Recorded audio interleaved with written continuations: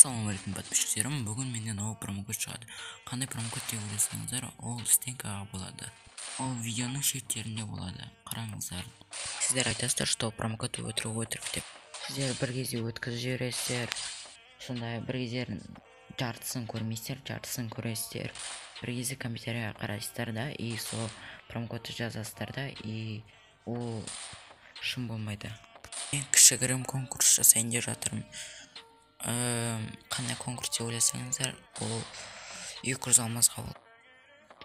Оған не істеу керек? Бірінші видеода пин-кодты тауып алу керек, и ол 5 сөзден тұрады.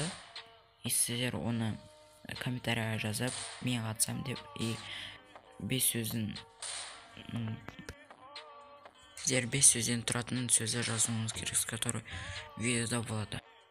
Активация промокодтың ол только бір адамға болады, и ол 10 минутқа болады.